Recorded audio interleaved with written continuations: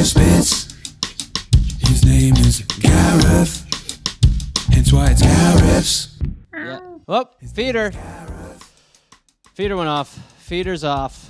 All right, so let us begin. Let's start this shit. So here we go. Oh, wait, I should say next weekend, a week from Saturday, I have my actual stand-up show. I'll be doing comedy, some actual material. You can go to rushtix.com and get tickets there. And then there's going to be a little after-party thing. I don't know what the fuck that'll be. And then we have a new live dollop coming up soon. I'll tell you about that soon. And if you haven't subscribed here, I don't know how the fuck this works, but subscribe. But we'll start now with this is obviously Gareth's. This is audience-based suggestions.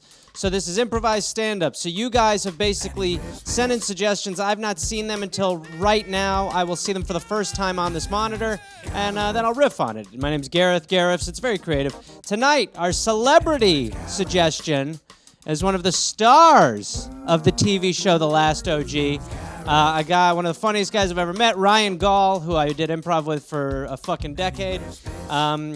He has submitted a suggestion tonight, so that's the suggestion I'll be trying to sniff out. Also, thank you everybody last week. Ian Dent, we raised $550 total for him, and which I think goes a long way. And I'll be doing he and his partner's podcast this weekend, I believe. So I'll keep you posted on that. Anyway, let's get into it. This is Riffs Just In. What do we have first? Okay, what the fuck is this? Boy who only ate sausages his whole life, cured of eating disorder. What the fuck? I don't even understand. That is such an English. That is. Okay, so there's a boy who has only ate sausages for his entire life, and he finally got cured of an eating disorder. I'm assuming his eating disorder was that he was eating sausages his whole life, and not that he was like bulimic or something like that. Like he was like, they were like, finally, he will just eat the sausages instead of barfing them up. But that is the most English thing I've ever heard. That's how it works in England. There's like, I think in England there's two food groups. There's sausage and then there's potato. So it's basically tubers and meats, and that's what you have. Every meal is basically a starch and some sort of pig-related product. Bangers and mash, it's just all that. It's a very sausage, and sausages, like when you really think about sausage, that is, if you're going to eat one food for your whole life, it's a pretty good food to make your only food because it is wrapped in intestinal skin. So you're swallowing intestines into your intestines. So your intestines must be like, what the fuck is this? We're putting the system on trial today, as you've just got like your sausages perfectly shown for your body, perfectly formed for your esophagus into your intestines, and the sausage just slides down there. And then let's be honest, when it comes out, it's pretty sausage formed anyway. So you're just talking about a full sausage ride, just like it's in as a sausage, it's out as a sausage, it was intestines when you ate it. So I understand why a child would only eat sausages for his whole life, which begs the question, did this child have parents? Because the answer better be no. If the answer is yes, then that's a major problem. But if this was a kid who was just, like found near railroad tracks and all he knew how to eat were sausages, that makes more sense. If there are parents involved who were just like, well, we just don't know how to say no to him, all the boy wants is sausages, that's bad parenting. Because that's all I wanted to eat when I was a kid were fun-sized Snickers. They didn't write a fucking article on me. There's not like, boy who only ate fun-sized Snickers.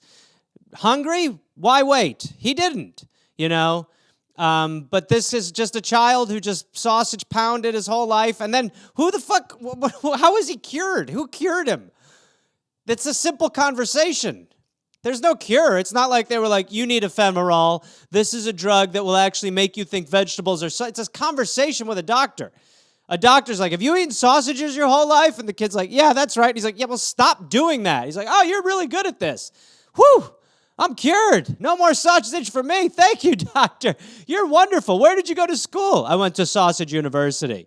And so I'm just going to tell you, don't eat sausages. You are unbelievable at this. Mom, Dad, get in here. I'm not going to eat sausages only anymore. Oh, my God, our son's cured. I told you, boy, you'd be a good boy when you grew up. I knew it. I knew if we fed him sausages long enough, he'd eventually grow tired. Thank you so much, doctor. Well, okay. So that's fucking crazy. All right, let's go to the next one. Okay, here we go. We got another one now. This is, let's see if you can see that. Rural Japanese town under siege by monkey. This is the best start I've ever heard. A rural Japanese town under siege by monkeys is defended by 3 elderly women armed with air guns who call themselves the Monkey Busters. Great. Okay, so you have a town in Japan that is under assault from monkeys. And I know, like, when I picture that, like, I picture it animated, and I'm like, what do you mean? They're monkeys. They're fun. But as we all know, monkeys can be extremely graphic, violent creatures. They will take the gum right out of your goddamn mouth. My buddy Luke has this fucking amazing story about how you can't have anything in your pockets when you're around monkeys. He was in a town, and they were like, you can't have stuff in your pockets. And he was like, oh, okay. So he emptied everything out of his pockets, and then he was chewing gum. And he said the monkey and he made eye contact at the same time, and the monkey put his stinky monkey paw in Luke's mouth and ripped the gum out of it. And Luke was like, oh, my God. Just felt like the mucusy monkey hand remnants in his mouth. And, hey, asshole! Jose is going fucking apeshit in a box. Jose's in a box right now going bananas. Speaking of bananas, back to monkeys. Excuse me one fucking second. I can't believe I have to deal with my neighbors like this. Hey, shut up. Shut up. Sorry, that happens at everybody's stand-up stuff, right? Where they have to go tell their cat to stop clawing inside of a box. Okay, so you got these monkeys. You've got these non-animated monkeys taking over a town. And 3 elderly women with airsoft rifles, it looks like, are just taking care of the monkeys. The headline is very delicate to, it says defended by. But we know it, that they're killing them. They're shooting the monkeys. They're shooting the monkeys. So you've got 3 Japanese elderly women who are now assassinating monkeys that have taken over their town. And that's normal. And that's normal. This completely feels like a Disney script to me. I could picture the musical. I can picture the beginning. You know, everybody just lives under the tyranny of these monkeys. But then an elderly grandmother decides to teach her granddaughter the value of being able to get rid of your problems through, through violence. And they sing about that a little bit, like, you see, my granddaughter, all you must do is shoot the monkeys or they'll throw poo. It's stuff like that. And then they just kill the monkeys, and that's it. And then they just have a mass grave, but it's tiny. It's not as big. But kudos to these women. That's awesome. I'm proud of them. This is good, and it's good too because Japan has made a decision to not get involved in war or international conflict anymore. And with the monkey war, I don't think you need it. So that's good. All right, let's go to the next one. The next one is this. The next one is, this morning guest calls off wedding to ghost fiancé after he completely changed on holiday. Well, that's the thing. I mean, so this normal woman who was engaged to a ghost. By the way, I love the courting process. You don't want to just jump into a relationship with a ghost. You don't want to get married, because it's hard to annul those. So she doesn't want to jump in head first to marriage, but they're engaged, and then they go on a holiday. So they're engaged, and then this woman and her ghost husband decide to go on a holiday together, which is the best. If you're gonna take someone on a holiday, take someone who can fly and stay in hotels for free and doesn't eat. Low overhead. That's the upside to a ghost. Just, you don't need to book a ticket, I mean, you don't even need to leave a seat open. Yeah, I mean, you don't even need to bring them on the plane. You're just like, will we meet in Aruba? And the ghost is like, of course, darling. So Aruba it is? Absolutely, my love. I will see you there. Poof. Oh, I'm in there. Okay, well, it's going to take me 30 hours of travel. Plus, I think they'll lose my luggage. But, okay, but so then they go on this vacation, and then she doesn't like him. She thinks he's changed. I'm assuming it's a he. It could be a she. Who knows? I just don't want to add any more layers to this story to complicate it. So they go on this holiday, this ghost adventure, and she's like, you know what? I don't think this is the ghost I want to spend the rest of my life with. And the ghost is like, well, I'm fucking dead. So I don't know what you want from me. And she's like, well, a little bit more of a commitment, you know? He's like, I just said that I can't say I do till death do us part because I'm dead. And she's like, well, that's a deal breaker for me. I need someone till death do us part. That's the whole thing here. And he's like, well, I am dead. She's like, and that's just, at first it was attractive, but now there's some complications. Maybe my father was right. Oh, fuck your dad. Don't talk. Look, he doesn't understand it. Yeah, well, he was always a prick. Fuck your dad. Look, I'm a pirate from the 1810s. I don't need this shit. She's like, you know what, Blackbeard, I don't even know what to do with you sometimes. And he's like, I don't know I didn't want to you pressured me. I wanted to play the spirit field. I wanted to go apparition banging, and you tied me down. I can't do this anymore. And she's like, well, you know what? I'm starting to think that maybe I should have never joined ghostfuck.com. He's like, don't say that. Come on. We had a good run, kid. She's like, it's hard because you're not there for me. He's like, well, I'm not there for anyone. I'm a ghost. I can't be there for you. That's exactly right. So sometimes I feel like maybe I just need to stay in my realm. And he's like, well, look, sorry this didn't work out. Can I have the ghost ring back? And she's like, I didn't know I had a ring. And he's like, well, that's how ghosts, oh, fuck it. So there you go. That's the, now I'm not sure. Let's see if we go now. Now we'll move on to suggestions. So these are your suggestions. These are submitted suggestions. If you'd like to submit a suggestion, go to garriffslive@gmail.com and you can, you can submit a fucking suggestion. So let's start with the suggestions. Here we go. First suggestion is Halloween costumes, scary versus funny. Yeah, okay, sure. I think it's first of all, I think this is the year we don't do Halloween, right? I don't think we need to have it this year. Feels like we could take a knee on Halloween this year, right? I mean, except for the mask thing is good, to wear a mask. But I guess this year, if you don't wear a mask, you go as a Republican. That's how it works. You just show up at a door without a mask, and someone's like, I know what you are. You're delusional. But yeah, okay, so if we are going to do Halloween this year, funny versus scary, I think we have to go funny this year, right? Let's lean into why don't we lean into the coronavirus this year and just dress up like some of our favorite people for Halloween this year? You know, like put your child in a Dr. Anthony Fauci costume, you know, just a little kid, gray his hair up, put the glasses on.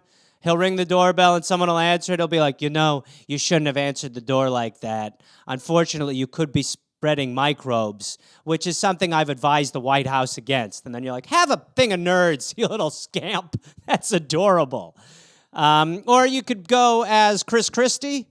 You know, you could just be someone who feels peer pressured into not wearing a mask, and then you get coronavirus. Maybe that's where you show up with like a ventilator on. He's out of the hospital now. It's okay to poke fun. You could go as Kellyanne Conway, which is a ghoul. You could go as George Conway, which is also a piece of shit. You could go as Claudia Conway, which would just be a phone on TikTok. Or you could go as Herman Cain. Zombie Herman Cain, you know? Because he passed away from the coronavirus because he went to a Trump rally. You could go as his Twitter. You know? Actually, Twitter's down right now, and I believe Herman Cain was behind it. So yeah, I mean, a scary costume this year would be a great year to go as the actual coronavirus, like just a ball with some spikes coming out of it, you know, and just go to someone's door and just be like, you better be socially distancing, you know. But yeah, and then I'm not sure what, but again, I feel like we should not have Halloween this year. I feel like we're good, you know, we've had a holiday, why don't just buy your kids, just go to the store and just buy your kids 4 pounds of candy. That's all it's really about. I mean, part of it is the collection of candy, but come on, you know what I mean? And like we talked about before, you could even get them some of the lame stuff. You could get them a 25-cent coupon or some raisins, like the weird people in my neighborhood used to when I was a kid. But this is the year when I say we don't put razors in the candy. That's Scout's honor. No, I'm not doing that either. All right, let's go to the next one. Next one is speed dating. Speed dating. Oh, you can kind of see it there. Okay, speed dating. So I've never been speed dating, but basically speed dating is where you go to a place and you get to meet people for 60 seconds or a minute and have a quick conversation. It's like real life Tinder, and then you move on, and then you go around and you play the field for 60 seconds, and then like 3 days later you get an email that's like, the 3 people you were interested in were also interested in you. But to me, that's a perfect date. That's perfect. I would rather spend like 2 hours talking to 40 women than 1 hour. Or then like 4 hours with one. It's nice. You can then it's a sampling. It's the difference between ordering a meal and getting like a sampler platter. It's the difference between ordering a pitcher of beer or just getting a bunch of little baby beers to sample. I like that. You get to test the waters. But the problem is with speed, what if you fall in love? You fall hard, fast, and then she's gone. I would just like to go to a speed dating place and just get attached real quick.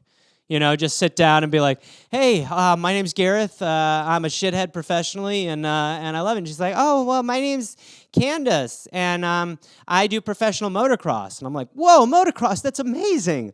What's that like? Isn't that scary? She's like, it is sort of scary, but I mean, it is what it is. I started doing it when I was young, and then bing, okay, everyone, time to move on. And I'm like, but Candace, we just got to talking. And she's like, I know, sorry, I'm going to go over there and talk to this guy. His name's Bryce.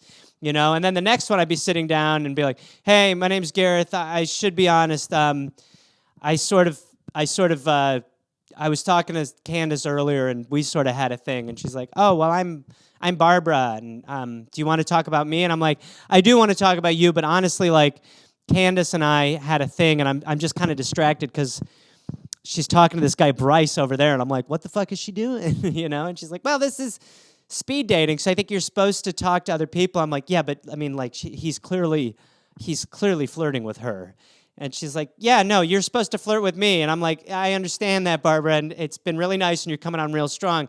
But I'm just kind of curious what her deal is over there with Bryce. I mean, it's like here we are talking about motocross, and we're kind of vibing, and then she's just over there. And she's like, yeah, that bing, all right, everyone, move on. I'm like, all right, thank you so much. Then my next date, I'm like, hey, I'm Gareth. Oh, look, I don't want to take you through the barber spiel, but I actually fell in love with Candace earlier. And she's like, well, my name is Ramona, and I would love to talk to you. I think you're pretty attractive. I'm like, Ramona, look, I would love to, but my head is fucking spinning right now because I was talking to Candace, who was talking to Bryce, and now she's over there with a guy named Danny, and I'm sort of like, what the fuck is going on with this fucking woman? I mean, talk about mixed fucking signals, you know what I mean? I know it's speed dating. Don't fucking tell me it's speed dating. Everyone keeps telling me it's speed dating, but I fell hard, and I'm just watching this fucking asshole go out there and just talk to whoever the fuck she wants. You know what? Will you fuck me at this table? What are you talking about? I'm Ramona. I'm not going to fuck you at this table. Look, Ramona, it's not about you. I'm trying to make Candace fucking jealous, okay? She's in love with Bryce. She's talking to Danny. My head is fucking spinning here. All right, everyone, move on. And then I'll just be on like another person, like, I can't do this anymore. I'm fucking done. She's like, oh. I'm Karen. I'm a stenographer. I work in court. I don't love working. My heart is spoken for. I'm in love with a woman named Candace who has been teasing me with a guy named Bryce, a guy named Danny, and right now she's over there fucking yucking it up with a guy named Trevor. I asked Ramona to fuck me. I offended Barbara. I'm sorry. I'm broken. She's like, it's 10 minutes into this thing. Shut the fuck up, Ramona. My name's Karen. Fuck. I'm a shell of myself. I'm a shell of myself. all right, everyone, let's switch. You know, that's what speed dating would be like for me. So it'd be a little bananas. All right, let's move on. We'll go to the next one now. Okay, so your worst foot and mouth moment. Well, I used to not use toenail clippers, and one time I was trying to bite off the big toenail, and I was like, what the fuck am I doing? This is disgusting. That was my worst foot and mouth. Hey-oh! Symbols. No, let's think here. I've said so many embarrassing things in my time. I mean, there's so goddamn many of them. Well, let me tell you. I can't think of one specifically for me, but let me tell you about one that I went through once. It's not. I was in 6th grade, and I was really sick. Like really sick. I got sick for like a few months in 6th grade, and I couldn't go to school. And for whatever reason, one day I wanted to get a bathrobe. I just decided, and I have a bathrobe now. And let me tell you, that is a great decision. If you don't have a bathrobe, get involved. Right? The robe is clothing. It's napkin. It's perfect for everything. You could take a bath and get in it right away. It's just perfect. So this is my first one, and I decided I wanted a bathrobe. And so I tell my father, I go, hey, I want to get a bathrobe. And so my dad goes, okay. And so he takes me to Kohl's department store. And we're looking around. We can't see any. And he goes up to a sales woman, and he goes, hey, we're looking for a bathrobe. We need a bathrobe. Not for me. Around this size, gesturing to me. And the woman goes, oh, okay, right this way. And she walks us, and we're walking really far. And I'm like, oh, they must have a whole bathrobe section. This is crazy.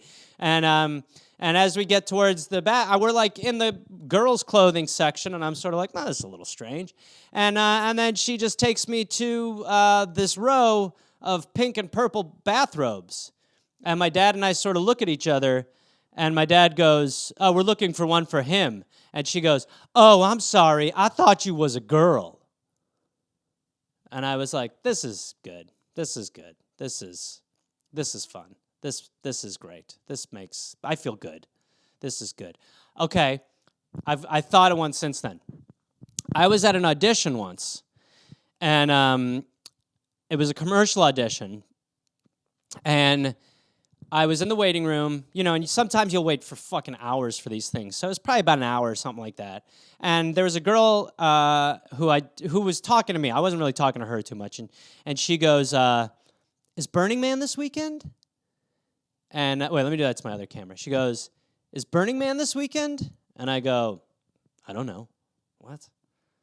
So I'm sort of like, whatever. So then I tweet, just got asked if I know if it's Burning Man this weekend. Glad I give off that vibe, right? Tweet it, sitting there. 10 minutes later, shooting the shit with her a little more. She's like, "Oh, you're funny," She's like, "What are you on social media?" I go, "I'm at Reynolds Gareth." And then I'm like, "What the fuck did I just do?" And she goes, "Oh, okay." And then it's like slow motion. She's like, "Oh, okay." And I'm like, fuck. So I take my phone out, and I'm going to Twitter as fast as I can to delete this fucking tweet that is totally about her. And as I'm getting there, I'm there, and as I'm about to delete it, she goes, "You fucking asshole." And I go, "So you've seen my Twitter." She goes, "Why would you do that?" I go, "It's funny. I thought it was funny. I'm sorry. I thought it was funny." And then, wouldn't you know it, we both booked it. I swear to God. And then I saw her like at the shoot. I was like, "Hey, old friend." She was like, "Hi, how are you?" I was like, "Well, it's a good thing we're playing a married couple because you seem pissed at me." So that was a good foot and mouth one. All right, let's go to the next one here. We've got Josies General. Sorry, I'm trying to read it backwards. Demeanor. Yeah, well, I mean, Josies General demeanor. I think people because you see me like trying to hold him in front of a camera and stuff, so he's pissed. Like right now he's in a cardboard box, and at the end of this I'm gonna take him out of the cardboard box and try to show him to you guys, and he won't be happy. But his general demeanor is he's fucking chill. I mean, he sleeps with me in my bed every night. He sleeps like how you would present a ring, like to a queen. Like he just sleeps on a pillow, like he's the ring being like someone's bearing him as a gift. and some sort of jewelry or what you put a crown on, essentially. But he looks like a hen. Like he just sits there like he's got 3 eggs under him that he's keeping warm. Like he just kind of nestles in. So he's pretty chill. He's sweet. He's cuddly. He does get pissed, and when he gets pissed, you got to fucking leave him alone. He hunts you. Like there are times at night where he goes a little crazy, and he is stalking you. Like he's acting like an animal in the Sahara. Like he's just ducked down, and he's like, "This fucking bitch is mine," you know. And you see him. You're not covered by grass or anything. You know, I see you right over there on the horizon. But he doesn't care. You take a walk, and he will chase you. And he's sort of how like a plane would fly by you to sort of scare you. That's what he does. So you'll be walking, and then he's like, vroom, like right in front of you. Like, what are you doing? And he's like, that's right. Don't forget who you're fucking with. And you're like, you are a 90th of my size. I could throw you so far. But in his head, he's the same size. So yeah, his general disposition and demeanor is solid, chill. She's a cat, you know. He's happy. He's happy for the most part. He does not want to go outside. He has no interest in that. He loves food. He sits in front of his food like when I studied Buddhism, how I would sit in front of the little temple. Like you sit there almost praying like, dear Lord, may I have some of my sweet, sweet supper. Like to him, the electronic feeder is his God. You know, he goes to the feeder and he's like, my Lord, I have waited 2 hours since my last feeding. I was hoping that you would potentially bestow another feeding upon me, for my stomach is growling once again. It is hollowed out. I am eating the fat that my body has retained in the winter months. Please, Lord, may... And then it goes off, and he's like, blah, blah, blah. And then he licks his dish, and then he'll come back about an hour later, and he'll re-lick the dish. Because we all know you've got to fill yourself up on dust. That's a good diet to be on, the dust diet. Not enough people are doing the dust diet. It's pretty big in L.A., but not enough people are living off of food particles. Basically, what the coronavirus is, particle-wise, is what Jose is licking out of his dish. So it's sad. The sound is sad. If you just hear the sound, it's just... You're like, that's not cool. But a diet's a diet. You got to stick to it. All right, let's go to the next one. Let me just get a sip here. Okay. Next one is Sex and the City. Yeah, okay, sure. Yeah, I mean, Sex and the City, like most men, I know Sex and the City from being, like, the only thing I've ever said about Sex and the City, like, the only quote you could attribute to me would be, hey, can we turn it off? Do we have to? You know, like, when I've dated girls and you stay with them and, like, Sex and the City, they'll be like, oh, my God, E's doing a Sex and the City marathon today. And you're like, fuck. I'm doing a sleep marathon, coincidentally. I'm going to go sleep forever. Because this is crazy, you know. But I've only seen it from the outside. I don't know anything. I know Mr. Big is a person. I think, I don't know why, probably because he's got a big cock or something, and so girls are always like, Mr. Big, got a big cock. But it's like, no, he doesn't. This poor bastard was probably written on this show as some big cock dude, and he's probably hanging out there with a regular cock. You know, so then when he, like, meets women, they're like, so, Mr. Big, is it true? And he's like, it was a part.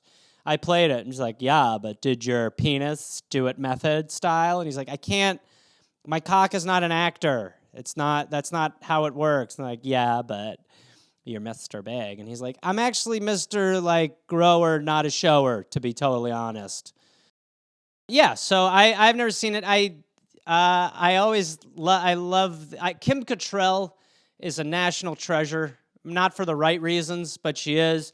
You guys have to look up this video of Kim Cattrall where she is with her husband at the time. They're since divorced. They wrote a book with graphic sexual images about how, you know, literally, like, in this book, it's like a Kim Cattrall fantasy book, and one of the positions is called He Works, She Watches. And it's where basically a woman sits in a chair and the guy goes down on her for like 2 hours. And you're like, is that a sexual position or is that just kind of like an order? Like while the guy's sitting there like, all right, honey, well, I'm pooped. I'm going to go to bed, brush my teeth, and then I'm out of here, you know? Oink. but then she has this thing where she's with her husband and she's like, oh, we love to scat. We do scat all the time. Not like throwing poop. She's like, we scat all the time. And then he plays the stand-up bass and she's like, she goes, how does it go? She goes, well, he blinked at all the she-dogs, winked at all the he-dogs. The town never saw such a hullabaloo as the little boy played with the man that day. And then she goes, and she's scatting, and she's like, Yamakipiebo, Sadarifapebo, UJ, Safsaray! And it's like, what? Like, every jazz scatter was like, what the fuck is going on? Which actually does bring me to this question. At what point did scat move from, like, a guy being like, abala, sabala, ya, bada, to someone being like, it's poop? You know? There was a weird transition period there where some guy was just like, that's right, baby doll, I'm the scat man. And someone was like, you throw feces? And he's like, throw feces? What are you talking about, throw feces? I'm the scat man, baby. And she's like, what? He's like, oh, I guess I could incorporate some feces. Yamaripakebo, UJ, Safzaray. All right, let's go to the next one. Where did your family get Garfie from? It was an aunt of mine. I had an ant farm where I put all my ants. No, an aunt of mine, I think there was a show in England where there was a character maybe named Gareth, and they called him Garfie. And then so one of my aunts just started calling me Garfie, and then it just caught like wildfire. It's just Garfie, Garfie, Garfie. It still is Garfie. I do family FaceTimes all the time. It's and Garfie, are you happy? I'm like, yeah, I'm happy, you know. But then Garfie moved to Barfie, and then my sister-in-law for years would just call me Barf, like I was some linebacker on a high school football team, you know. I was just like, that's right, it's me, Barf. That's right, all I do is drink beer and try to fuck. My name's Barf. But yeah, so it just came from an aunt. There you go. All right, let's go to the next one. Twister, the game. Oh, not the movie. Good. I don't want to talk about the movie. Yeah, Twister, the game. I don't know when it came out, but it definitely has like a 60s, 70s vibe. You know, Twister definitely has that vibe of like, you know, like, is there a game where we can insinuate fucking, right? I mean, because it's just like, you're just like Naked Twister was a thing, you know, where by the way, if you're playing Naked Twister, just have the orgy. You don't need all the bells and whistles, right? You don't need to be like, that's right, right hand green. Oh my God, Sophie's near Brad's cock. Just fuck each other. But it was definitely birthed out of like some sort of 60s, 70s, and it, you know, you spin the little thing and it lands on a color, and then you got to move your hand. We've just far surpassed Twister. You know, it just speaks again to how bored we used to be. You know, now we're inundated with entertainment. It's too much. People are completely addicted to their phones. But Twister was a way to pass the time, you know? There was a time when Twister was an iPhone. You know, and people are like, did you get the new Twister? It's like, what's new? It's like, there's a green. There's a green? What? I didn't get that update. Holy shit. You know, and someone's like, did you get the new Twister? It's like, what'd they do now? The circles are further apart. What? The twat are they doing over there at Twitter? That's amazing. But yeah, just a flirty game. Like I remember playing Twister when I was a kid, but that was like with other dudes. We didn't know it was like a fuck game, you know? And then eventually you got Spin the Bottle. I mean, that was what they had before Twister was Spin the Bottle. It's always, flirtation games have always had a spin or twist sort of thing to them. You got to spin a little thing, you know, and go for it. But yeah, it's certainly like if you had Twister, you had beaded curtains, you know, had shag carpets, you had wine and decanters, you had a water bed. If you were a man, you had a mustache. If you were a woman, you had full bush. You know what I mean? So it was just that's what the cover should have been. It should have just been like you have to be over 8 years old to play this game, and gentlemen must have a mustache, and women must have a downstairs stash. Like that was what it was, you know? That's how you got the shag carpet. It was just pube runoff from Twister. People were just like, you know what? I'm going to get a rake and rake all these pubes together from last night's tweet. You know, that looks like a pretty nice little rug. I'm going to lay down that by the fireplace. What's that smell? That's not good. So that's, so let's move on from that one. All right, so we've got just the game.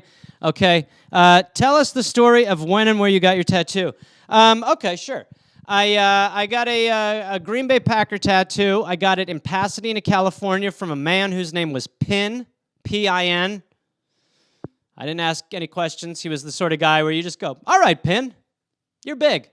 And I had literally had only one thing I wanted to get. I knew of one tattoo I wanted to get. It was the Green Bay Packers. I was like, that's the only thing I love.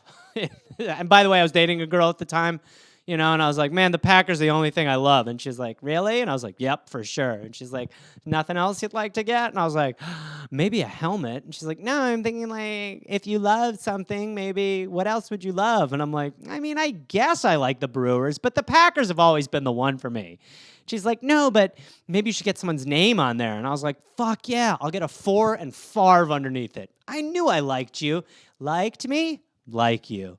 But so that was all I knew. So I wanted to get the Packer logo, and I went and got it. And the guy was like, hey, man, the good news is that your skin is so pale that we don't need to actually color in the white on you. And I was like, really? He's like, yeah, we can just do like a little outline of white around that because, again, your skin is so white. I was like, I understand, Pin. We don't need to keep beating the I'm Casper drum. And I got it. And now it's fading a little bit, as am I. But it's fading a little bit, so like freckles are popping through it. So that's a nice look. You know, that was one thing he said back. He's like, man, the good news is one day freckles will pop out of this. I was like, that's awesome. Thank you, Pin. Thanks, Pin.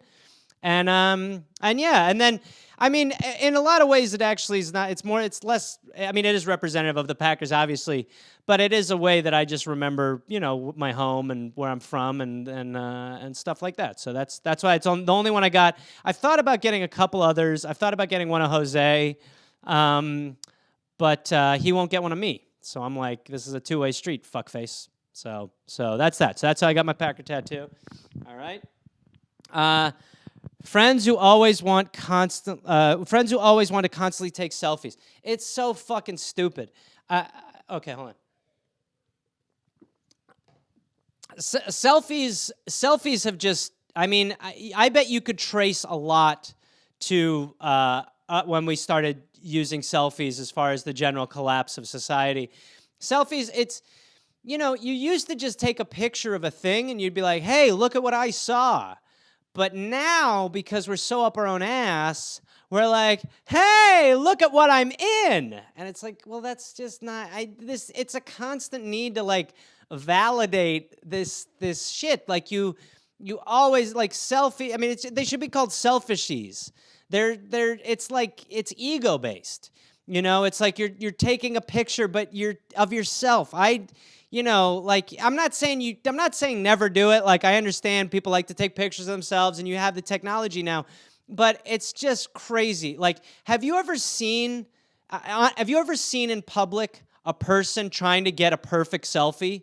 It is one of the most gutting experiences I've ever been through. Watching someone try to get it right for who the fuck knows, you know? I saw this one guy once, and I'm not kidding, he probably took 40, and it was like this. It was this. The whole time he did this, he was just like,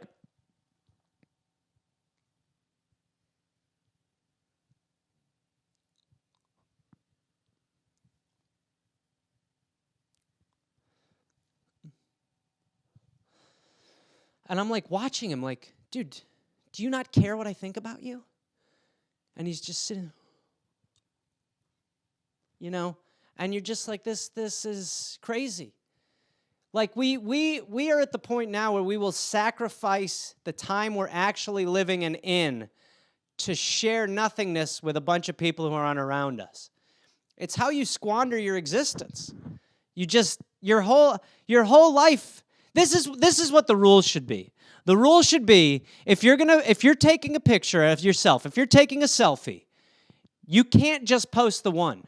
You should have to post all the losers too. we should get to see every one that didn't work. Then I'd be okay with it. Then I'd sign off. If we got to see all of the, all those, then yeah, let's do it. You know? But instead now you can we spend so long making sure we look perfect for all these people who we don't know. It's fucking bonkers. That's why it was great before the phones. You had your own little world. You had your little world around you, and that was all you cared about. Was your home clean? Were your neighbors happy? Were your friends close by? Was your family all right? Now it's just like, what do the followers think of me? You know, and I say this as someone who I recognize I have social media and all this shit, and I post a bunch of shit about myself. But, you know, it's like entertainment-based. I aim for it to be entertainment-based. This constant, like... This selfie existence, it's pain. And then they came up with the fucking selfie stick as if it wasn't fucking bad enough. They were like, you know what we need is more background and the right amount of you. No notes on you.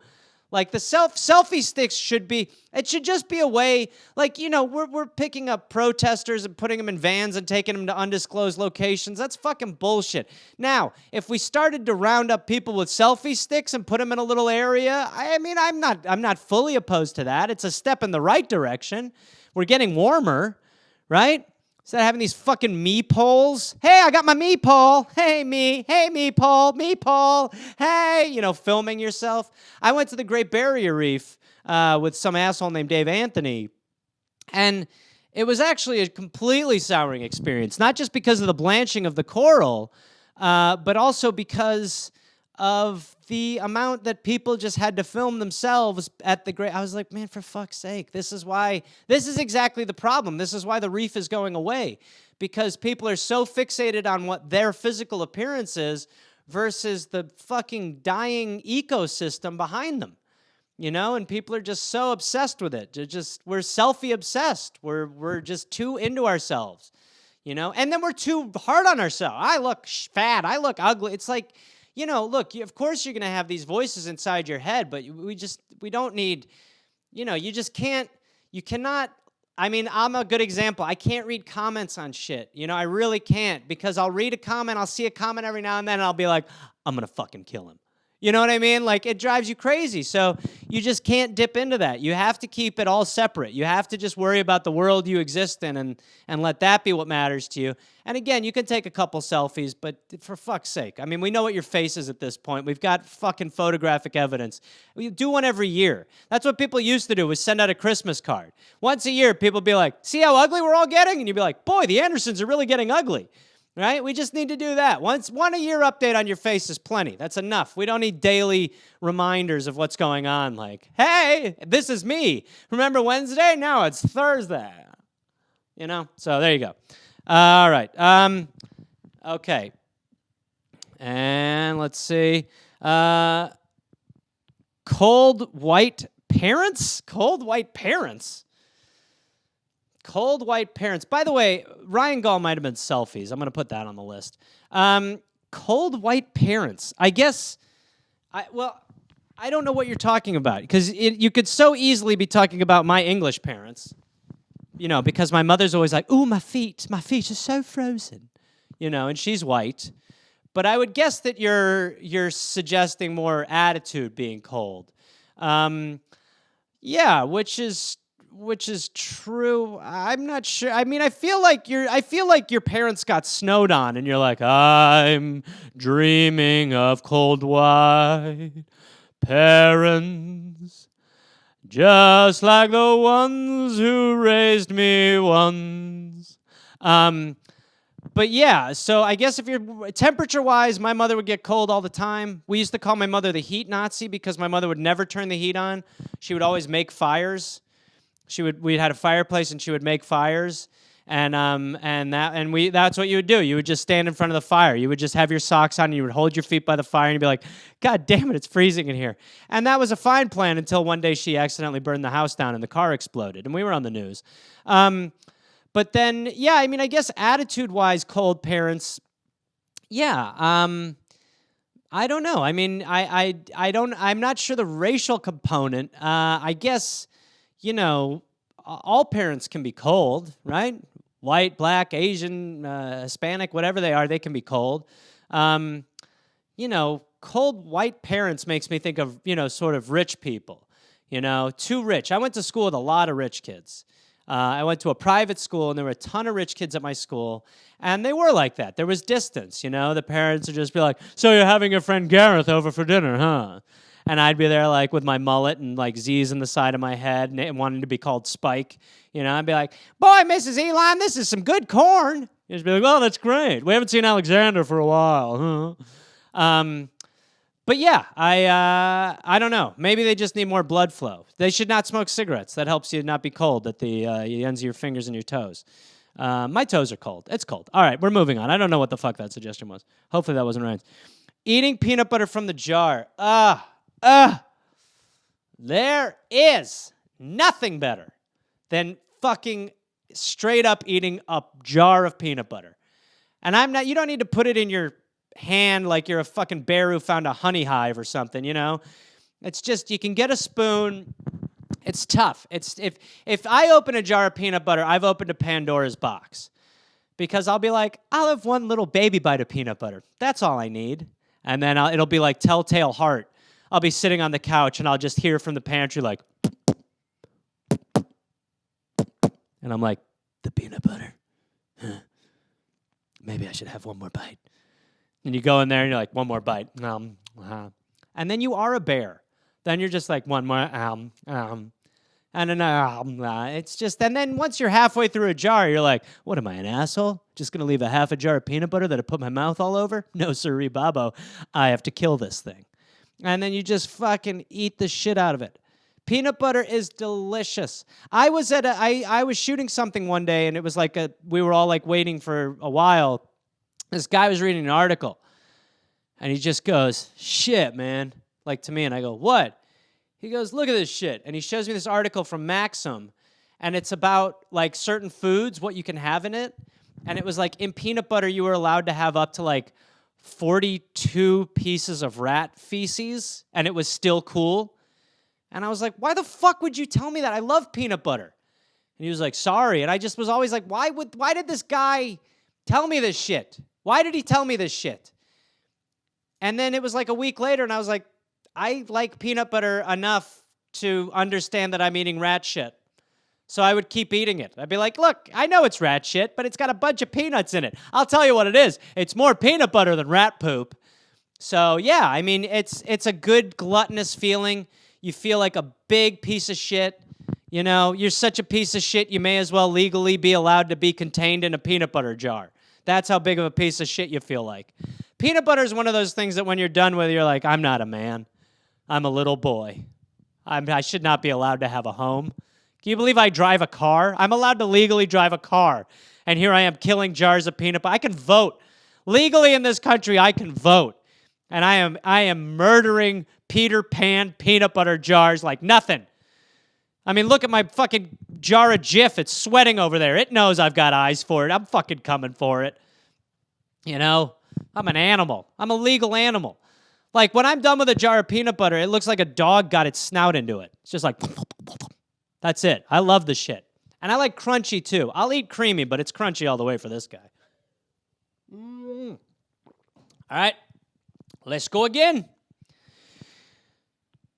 Forgetting why you walked into a room. As someone who smokes pot, I do that a lot. That happens all the time. It's something so great about it. It's the best. Because you don't give up on yourself fast. You go like this, basically, right? You're just like, all right, huh. Why the fuck am I in here? Fuck. I came to the bedroom for something. Fuck. What the fuck was it? I'm not leaving. You start looking around. Is that a picture? Do I need a picture? Do I need a picture? I need a lamp? I didn't need a lamp. Something from the desk? No. Pillow? Why would I need a pillow? Shirt. No, I have a shirt. Huh. And this is what happens with me all the time. I'll walk in the room, I'll go, what the fuck? What was I coming in here for? That's right. I was going to get high. I was going to smoke pot. That's what it was. I was going to smoke a little weed. Boy, I wonder why my memory's fading so much. You know, it's very hard. I don't know. Yeah, you're like, yeah, it's not good, you know? And then have you ever had that where you remember and then you walk back in? Like, there's mental beating up going on, you know? You're like, that's right, I was going to get a pen. And then you walk back in, you're like, it's going to get a fucking what? No. Do you ever have that too, where you go to the grocery store for one thing, you buy 9 other things, and then you come home, you're like, peanut butter! Fuck! The whole rationale for the whole fucking trip was fucking peanut butter. Well, at least I have more paper towel. You know? It's tough. It is tough. So, yeah, it's not easy. Yeah. I'm starting to think Gall was the peanut butter one, by the way. Once again, Ryan Gall, star of The Last OG. Should the Kansas City Chiefs change their name? I mean, yes, they probably should. The Kansas City Chiefs should probably change their name. But I don't think we want to get too caught up. I mean, we need like a racial crash course, right? The Washington Redskins just finally changed their name because that name is so fucking offensive. So they are now the Washington Football Team, which just makes more sense. Again, I liked Emmitt Smith's pitch of the Washington Pigskins because footballs used to be made out of pigskins. By the way, that's a sausage. It's huge in England. That's all they do. Mate, have more of your football. You barely finished it, mate. Ooh, you've got to have a bit of pigskin. That's lovely. I love when it crackles. But they probably should. But I also don't think we should just get caught up in like the superficial level of all this shit. Like that name should totally change. The Cleveland Indians should change. Chief Wahoo should not be the name of their fucking mascot. But I would think it's better to really, really pay attention to some of the gripes of the Native American community. You know, the Native American community has been taken advantage since white people landed on fucking America. They have been completely taking advantage of the Native American community. And at least for a while, the government understood that they needed to carve out a little piece of the pie because of the atrocities that the white people have committed. But now, I mean, it feels like there are so many other things you could do that would go a lot further. Like making more, like there's private land that the government continues to go into for oil or for other reasons, and they keep taking land away from these communities. And again, like the Native American communities have tried very hard to preserve their culture, probably more so than any other culture in America. And they've gone so far to try to preserve that culture. And you know, as capitalism does, it's going to eat its own tail eventually. So it's just gobbling up everything it can. And that means land that had been, left to Native Americans, and then they just continue to take it. They continue to take the land away. They continue to take the rights away. When it came to the coronavirus, there was a lot of problems as far as, like hospitalization in Native American communities. There were not enough hospital beds in Native American communities. So, I think it could all start with an actual, a level of apology to Native Americans for what's happened. I mean, let's, I honestly, like Thanksgiving, we could come up with a way to make Thanksgiving a holiday that actually represents maybe more truth to our history versus what it is now. You know, when I was a kid, you got indoctrinated. Sorry, I almost said taught. You got indoctrinated into what Thanksgiving was. And Thanksgiving was when the whites and the Native Americans came together and they had a big meal together. And it's like, they don't tell you about putting smallpox in fucking blankets and making these tribes go through plagues because of us and, the slaughter of them. So, I think yes. But I also don't think that white people should get complacent thinking that if we change names of stuff, that does it all, It's just like, it's like with Black Lives Matter. It's like, yeah, it's great to put Black Lives Matter logos places and things like that, and it's great to have an awareness. But when you really look at what these companies are doing, and these companies are like, we support Black Lives Matter. It's like, it's one thing to make a commercial where you say you support Black Lives Matter. It's another thing to put your money where your fucking mouth is. And it's easy to get complacent when you see the flashy imagery of, oh boy, they're really helpful in this time. When in reality, they're just fucking, they're taking advantage of all communities, but obviously black communities have been taken advantage of far, far more. I mean, I think it really is a reconciliation for white people, and white people need to really do their part by saying, we have just been so terrible. And the way we've treated people is so atrocious. And until we can actually kind of reconcile that, I think all these other moves are simple moves that probably make people feel like they did more than they did. It's the difference between tweeting about a cause and actually putting something towards the cause. Tweeting about the cause does nothing, but actually putting some money or time or even thought towards what you can do to help is going to go so much further. Whereas I think if you tweet something, your brain tells you, hey, I actually did do something, when you've done nothing. That's not going to move the needle. I mean, that's what you watch in Washington now with our government. Our government is not going to give us an inch. We need a mile, and they're not going to give us a fucking inch. So there's certainly something to figure out there.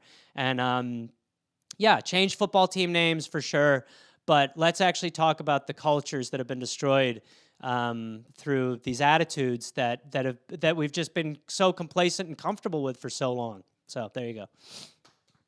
All right, next one. All righty. No, I'm good. Okay. Josies Rider, if he went on tour with you. Oh my God, it would be fucking great. Well, the first thing, like I said before, it would be a pillow in the bed. He would require a pillow in the bed. He would also he would want his cardboard box. He'd want one of his climbing trees. He would want his feeder, but he would want more food. He'd be like, since it's road me, I'm not dealing with just a regular feeder. I want double the meals. I want 2 cups of food a day, 2 cups of food a day, and I want my water filter to be changed often. Other things he would be like, and I want the window to be open, and I want a screen barrier, but I want a lot of birds out there. I want hummingbirds because I love watching the hummingbirds when I can go at them, I want bird action out there so that I can be like, he'd be like, whenever someone's using the toilet, the door has to remain open because I want to come in there and hang out with whoever's on the toilet or using the toilet. That's an absolute must. I want a bathtub for myself. I understand there's already a bathtub in there, but I don't want a bathtub that has some of these wet feelings inside of it. I want a dry tub for me to lay and sprawl in. I want a window that has a almost church-like cast of a light, almost like a spotlight where I can lay and warm myself. I want a fireplace where I can also warm myself. I'm going to need a blanket that's very fluffy so that I can make the motherfucking biscuits on that bitch. I want an ass licker. I want my own personal ass licker. I lick my own ass. I've just recently been able to lick my own ass. I want my own personal ass licker. My spine, I don't love it. I don't love the posture. So I would like to be able to sit there and have another cat or a human, a roadie of some kind, come over and do the licking for me. I also want treats. I want some tuna. I would love to have a little Ben & Jerry's ice cream, maybe a spoonful a day, maybe 2. I'm not sure. And I keep my own hours. So that means that if I'm up, I'm up. We're up. I don't want this bullshit where someone's sleeping and I have to meow them awake to give me attention.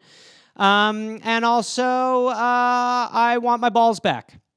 My balls were taken from me about 6 years ago. I want them back. I want my baby makers. Okay? Give me my balls. That would be Josies Rider. Okay? Best advice your mother has ever given you? I don't know. I don't know the best advice my mother's given me. She's given me a lot of advice.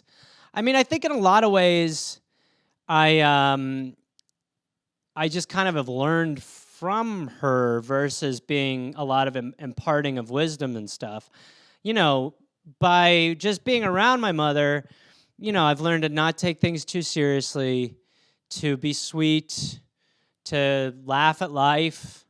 And my mother's strength. I mean, I watched my mother go through an extremely hard time for her, and it was very difficult for me. It almost made my situation tougher when my family was kind of splitting apart.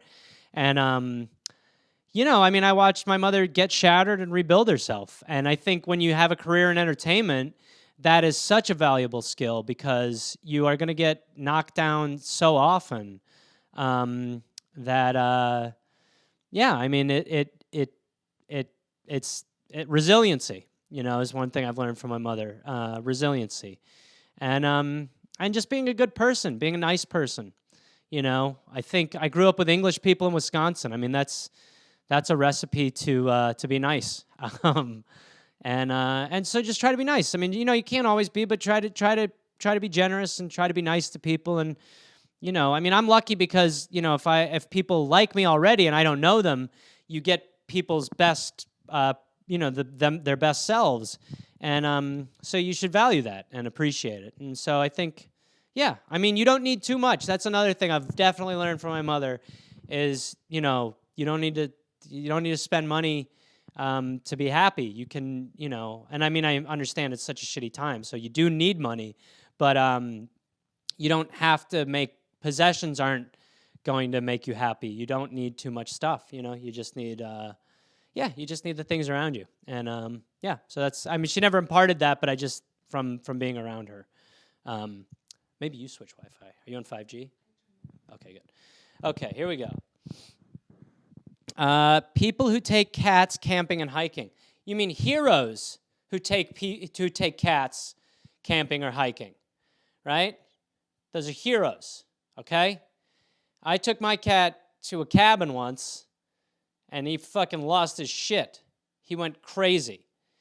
He was they only know one thing. I've spoiled my cat too much. My cat is far too spoiled. So, when I take him out of his little ecosystem, he's like, where is my stuff? He doesn't he's like, this room is different. When I moved into my last place, there were mirrors everywhere. And it was all the sliding closet doors had mirrors and shit. And he lost his mind.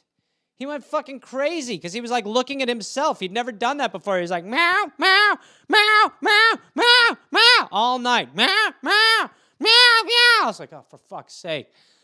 Good Lord. But yeah, my cat doesn't like to go outdoors, but I see these Instagram videos. I follow Dodo. I see these guys who are like, yeah, I decided to take my cat on a motorcycle ride through Asia. And I'm like, oh my God, that could be us, And he's like, the cat just rides on my shoulder. Here we are drinking water from the same cup while I ride my motorcycle, blip, blip, blip, blip. It's fucking amazing. So I'm jealous of those people, but my cat, I could not, if I could keep Jose in a glass case, I would. I just don't want any damage to him. I had a neighbor once who I heard his cat get killed by fucking dogs. And that's when I was like, my cats live inside. That's where they live. So those are heroes, legends, My cat is fucking spoiled. He's in a box right now my life's so hard. But his life is very easy. So, yeah, there you go. Okay. Best and worst things about slumber parties. Oh, man. Well, Jesus Christ. There's so many. The best thing about a slumber party was that it was the beginning energy of a slumber party was great, right? You were out of the house for a night, right? You were going to sleep on a floor in a big room. You were going to eat a lot of pizza. You were going to watch the movie that the parents let you watch, and then when they went to bed, you were going to watch the movies they wouldn't let you watch, right? And then you got a little bit older. That turned into porn. And that was the worst part, when it turned into porn, because then it was just 9 14-year-old dudes in sleeping bags all being like, my penis is so ready for sex, But no, I remember being a kid at slumber parties. The energy was great. My best slumber party story is one time I slept in at my buddy Alex George's yard. We were having a camping party in his yard. And so we had all these tents, probably 3 guys a tent, probably, whatever, 6, 7 tents, 3 guys a tent. And we were sleeping. And then I woke up in the middle of the night and something was fucking wrong with me. I was sick as shit. And it was one of those wake-ups where you don't go, ooh, I don't feel right.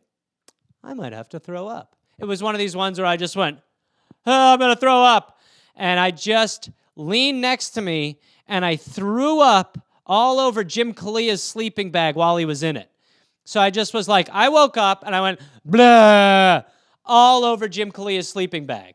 And I realized what I did, and I was like, oh, shit. And so I laid back down, and I closed my eyes, and then I hear Jim Kalia next to me like, huh.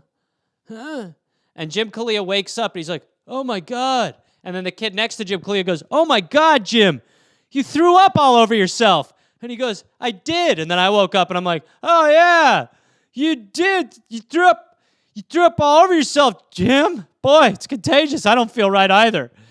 And then so the mom had to come out, and they had to clean Jim Kalia's sleeping bag. And then he went back to sleep. And then the next morning, I was fucking dying from whatever bug I had. I was just dead. And so we're all up in the house, and Jim Kalia is pounding pancakes. And everyone's going, boy, Jim made quite a comeback after he threw up all over himself last night. And they're like, Gareth, you don't look so good. And I was like, I think when Jim threw up all over himself, maybe it was airborne. It's an airborne virus, and I have some of it too. I just think that Jim gave it to me. Jim, and I do remember throwing up the next morning in the bath. So I just had this lie. I just didn't want to tell anyone just because I barfed all over Kalia's sleeping bag, and I didn't want to tell anyone. So meanwhile, I was like in the main house heaving up more food, while everyone was eating pancakes, and Jim was getting the comeback player of the year award. And meanwhile, I'm just sitting there like, I have bugs in my belly. And Jim's like, boy, can I get some more syrup? And I was like, don't say syrup. And don't say pancakes. Don't say food. Don't look at the batter, Gareth. Don't look at the batter. So, yeah, that was a slumber party story. So there you go. All right, next. Who or what would you like to come back as in your next life? Well, that's hard to say. I mean, I guess, well, shit. I mean, we need. I mean, if it's pure reincarnation, and we're talking about the best life, Dan Bilzerian. No, I'm kidding. I would probably want to come back as, I had a dream. We did a Dollop episode on John Brown. And John Brown, for those of you who don't know, as I was not nearly as familiar as I could have been with his story. Again, they should teach you this shit in high school, but they don't. But John Brown was like the first white dude who was like, hey, slavery and racism is totally fucked up. And he just was a badass motherfucker fighting that shit. I had a dream 5 nights ago that I was John Brown. And it wasn't too long, but there was fighting, and I had a dream I was him when he died. Now, I believe he was hanged. In my dream, I got shot in the stomach and died. But obviously, there's something to that because I dreamt I was fucking John Brown. Not fucking him. I wasn't fucking him. I was him. You understand what I'm saying. I guess if I couldn't be him, I'd go back as someone who fucked him. He was pretty good, I wouldn't mind a little vitamin D from JB. You know what I'm saying? But yeah, that seems like a pretty good, that's how you kind of have to think of things in a way. You can't think of your decisions of how they feel or seem now. How will they age? Will they age properly? Will your it's pretty easy now to tell, at least for me, what is right and what is wrong. So the decisions you make now, even if they seem wrong to some people, they're not going to in 5 years. Screaming about climate change is an action that ages well because we'll all be screaming about climate change. Think of Kaepernick. Fucking Colin Kaepernick took a knee and dealt with white rage that we have not seen since TBS got rid of WrestleMania. The white rage that came after Kaepernick was unfucking believable. If you could have powered it, we would not need gasoline anymore. And then as the years have gone on, the decision that Colin Kaepernick made and continues to make ages better and better. And it's not because he was like, this is a good marketing decision. He was like, I feel this in my fucking bones, so I'm going to do it. I'm right. Whether they know it now or whether they know it in 5 years or whether they know it after I'm dead, they'll know it at some point. So those sort of convictions are very important. So someone like that, I would want to come back as someone like that, or as Donald Trump's toilet seat. That would be my other wish, because, man, you get a lot of work there, right? I would just love to be able to see the president discard a fried chicken from his anus. That, to me, is a dream. You know, what's it like to watch a man who leaks gravy out of his rectum? I'm sorry, I don't know what just happened. That was disgusting, I agree. Okay, next. Shakespeare. So I see thou hath a suggestion based on Billy. Shakespeare, eh? A wanton's eye, potentially. I used to do a lot of Shakespeare in high school, and in college a little bit too. And I remember always being like, what am I saying? You know what I mean? Like you would memorize the line, you know? I see Queen Mab hath been with you. A plague on both your houses. Oh, it's Juliet, you know, stuff like, and I'd be like, what are we saying? I don't understand, you know? I just remember I was Mercutio, I was Dogberry, you know, like just all these. I would be like Much Ado About Nothing I was in, and I was like, hey, Much Ado About Nothing should be called What the Fuck Ado About Anything? What's happening in this show? I don't understand, you know? It would all be like, I hath seen her, but it is hearsay at this point. She is forging like a forest ahead of her. She has the prick of a rose's thorn. However, if you can pluck the petals, one must have thine eye. You know, stuff like that, and you're like, hey, what did I say? What was I saying? What did I say? You know, it was just all that sort of stuff. Just like, and if you come into my castle and you betroth me and beneath me as such of a dog, you are thine canine. This is St. Crispin's time, and it is time for I shall never, you know, it's all that. You're like, what are they saying? I don't understand what they're saying. And then they also, they're a rumor, I mean, they don't fully know who Shakespeare was. There's philosophies that Shakespeare was actually like 10 dudes, you know, or 10 people. We don't know if it's dudes. But 10 people who are just like, we're actually one bald guy with a mullet who has a mustache. Shh, they call us Shakespeare. But I do think there is like, you know, as far as entertainment of the time, there was nothing quite like it. I mean, the language of the time, it was really, you know, there was not a lot like it. These were very, like, there's a lot going on in, like, Shakespeare plays, obviously. But as a kid actor in a Shakespeare play, you have no fucking clue what you're talking about, right? You're just just babbling. You have no clue. You're like, one of the watches hath not been on watch? Aye, this is thine cavernous time. You'd be like, what did I say? I'm 13. What did I say? I don't know. You know, that's all you could say. For I ameth an adolescent, whose mind nary grow mature at the level of an elder. For the sage that I have smoketh is making the growth mine of a seed and not of a blossoming sunflower. What did you say? I smoke too much weed. I can't fathom what I'm saying. What is it? Someone tell me what the hell I'm talking about in this play. You know, it was just like, that's what it was. It was pure like memorization for sake of memorization. I wasn't like, I am communicating to this woman that if she's not careful, Benvolio over there might try to steal her love. But though I am the one that she must love. But if she doesn't love me, then she must watch out for Benvolio. You know? It's like, what? That wasn't coming through. I was like, Benvolio, thine eyes are not for thine lady love. It's like, what are you talking about? You don't make 13-year-olds do fucking Shakespeare. I couldn't take English properly. I couldn't write my own fucking papers in English class.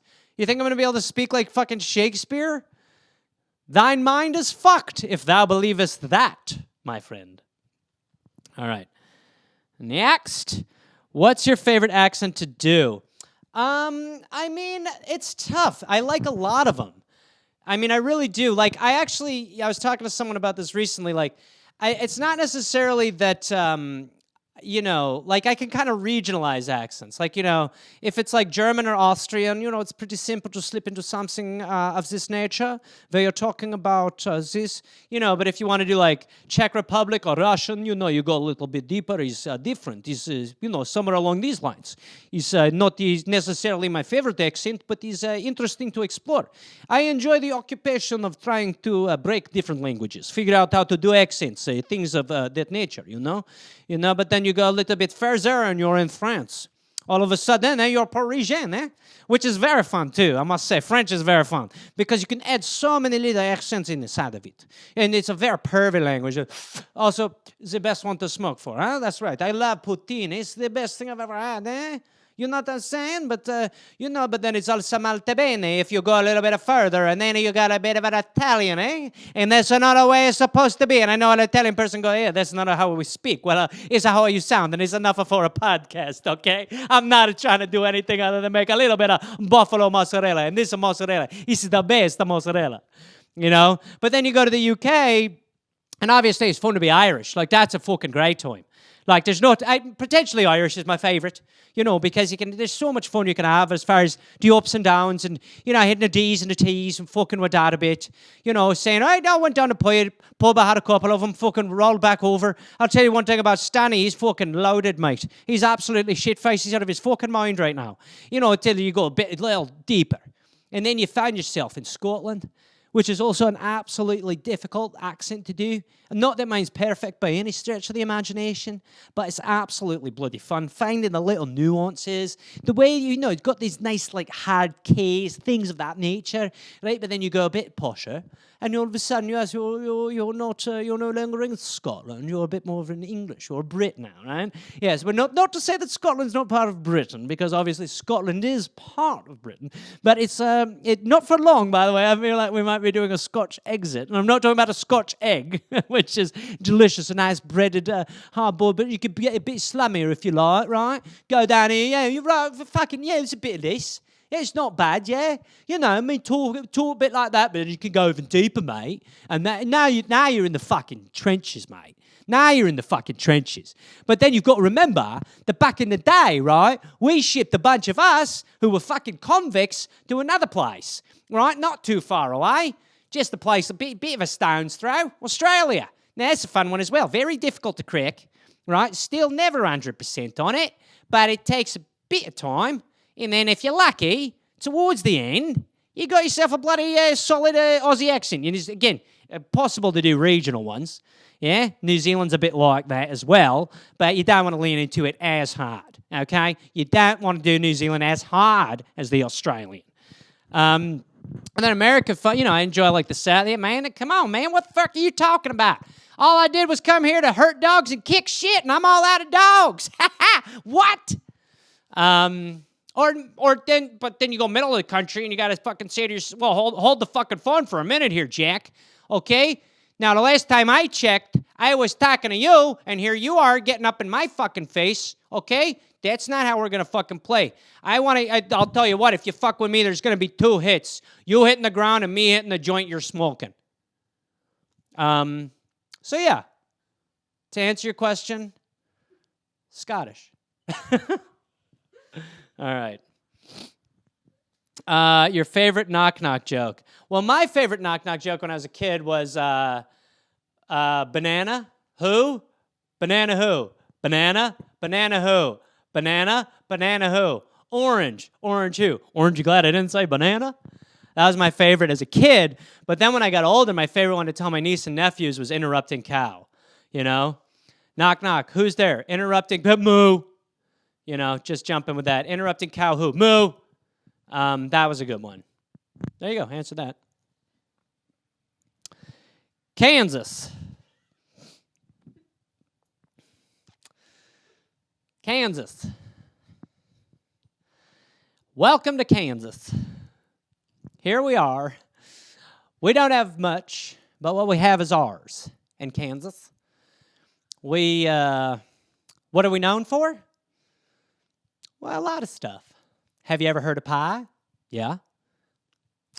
That's not from here, but we make them. So, well, they make them everywhere. Yeah, but not like Kansas. What about barbecue? I don't eat meat. Oh, well, we've got the best barbecue. Okay. Kansas. See all that grass back there? Yeah. Pretty impressive, isn't it? I mean, I guess. They call that the Kansas Plain. Yeah, okay. I was just stopping here to take a piss. Well, that's what it says on the state sign. Take a piss. That's why a lot of us call it Cans piss, because you can piss here. Okay. Do you want a pamphlet? All right. There you go. This just says you can piss here. Turn it over and it says pie too. All right, I'm probably going to take off. Do you want to get married? All right, goodbye. I'm out of here. That's all I got. Robots of our childhood versus actual AI. That's so funny. Yeah, robot, like, if, I think, well, when I was a kid, robots were like, it's vastly different what people predicted robot. They were like, we'll have robot waiters, and it would be like, Rocky IV has a robot, and it's like the weirdest shit in the world, because he's just like, yo, get out of here, robot. And the robot's like, I'm sorry, Rocky. And you're like, what? Like, Rocky was so rich, he's like, yo, I need a robot now. But yeah, robot, and then it was always like people were robots. You know, so that's what we had to do a lot of when I was a kid. Like, it would, like, on TV shows, it'd be like, I'm also a robot, you know, move like that. Now you see we're like, now robots are like killing machines, right? Like Terminator, you kind of open your eyes to robots where you're like, maybe this isn't a good idea. And then sure enough, they were fucking nuts, you know? But now robots are like killing machines. But even now when you, like, I recognize that AI is probably going to, if not kill us, damage us greatly in some way. But still, I think it's funny when it's like at MIT, they've got a robot who they're like, this robot can open doors. And then you just see this clunky piece of shit that's like, and when it falls on its back, it's like, help me, help me, help me. You're like, fuck this robot. But yeah, they could not envision possibly what robots would be, you know? Like, literally, if we dropped a Roomba off in the 80s, I mean, imagine what that would do to the space-time continuum. Completely change everything. So, yeah, our vision of robots were vastly different than today, which was your point, and I just wanted to make it again. Okay, we'll move on. Bunny rabbits. What a fucking weird suggestion. I like how you call them bunny rabbits. It's a particular kind that I like, which actually is the best Animal Hoarders episode I ever saw, was this guy who... Animal Hoarders was a disturbing show. Like, people were like, hey, how do we make hoarders creepier? And people were like, what if it was just rats instead of newspaper? And someone's like, that'll work. And so, yeah, but there's this episode of Animal Hoarders where this dude hoarded bunny rabbits. It might be you. But so this dude hoarded bunny rabbits, and eventually the city came over, and this guy, he was starting to look like a bunny himself. Like, they came over and they were like, hey, Alan, we're here to deal with the bunnies. He's like, well, a lot of the bunnies are good friends of mine, so we shouldn't get rid of all the bunnies. And they were like, all right, how many bunnies do you have in the house? And he's like, well, I mean, not too many, like 70 to 150. They were like, you have 150 bunny rabbits in your house? He's like, yeah, but they have their spaces. Like, I don't know where to put them. This is literally how he talked. And then so they go through the house, and this dude is just like, it may as well be a big bunny cage that he lives in. There's just like, everything was chewed through. They were like, they chewed through everything. He's like, yeah, I know. It's a real problem. They were like, if it's a problem, why are you still living with him? He's like, exactly. It's so crazy here. And then eventually, they called the city to his house. And so the city comes to his house. And because he's so embarrassed about all the bunnies, he's pretending now that he hates the bunnies. So the guy from the city comes over, and he's just like, boy, what took you guys so long to get over here? I've been complaining about these bunnies forever. And the guy's like, well, what the fuck are you talking about? And he's like, yeah, seriously. I kept asking you guys to come over here and get rid of the bunny rabbits, but you didn't do it. And the guy's like, you've literally never called our office. And he's like, oh, of course, now you come now, and the cameras are here. You're showing up to clean up the bunnies. But then he was also like, don't hurt my bunnies. Don't hurt my bunnies. You know? And I could see myself getting to that point with cats. There was also a dude who had rats, and he would, like, have the rats in his pocket, and he'd be like, come up here, Gus, and then this rat would be like, and he'd be like, that's a good boy. But yeah, I also like in Teletubbies how they had bunnies. in the land. Bunny rabbits. Okay. Oh, and on Easter, I used to have to be the Easter bunny. I feel like peanut butter or bunny rabbits was probably Ryan. I feel like peanut butter because he's a jacked dude who loves to eat. So I feel like it'd be peanut butter. But wait, let's scroll through real quick. Let's scroll back real quick. Bunny rabbits, no. Keep going. Faster. No. Faster. Well, not so fast. Wait, go back a couple to mother.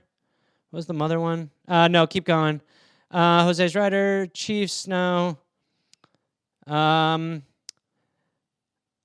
think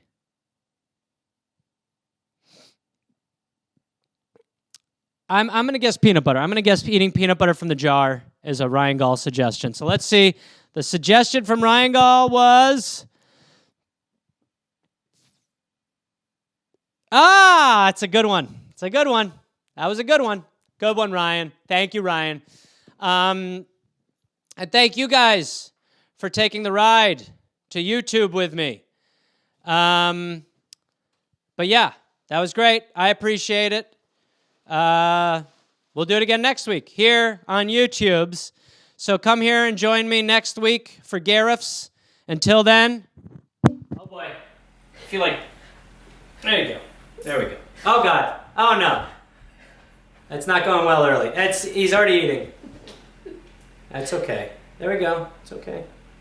It's okay. All right. Yeah, take a bite. There you go. He likes to treat me like corn on the cob. He's really slow-mo biting through me. This is why we don't eat peanut butter from the jar anymore. There we go.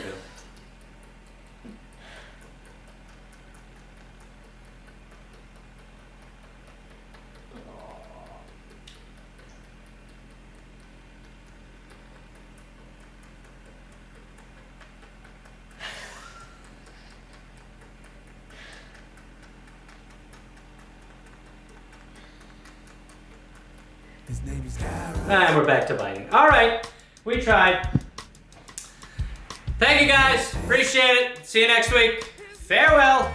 His name is Gareth. Hence why it's Gareth's. His name is Gareth. And he rips bits. His name is Gareth. Hence why it's Gareth's.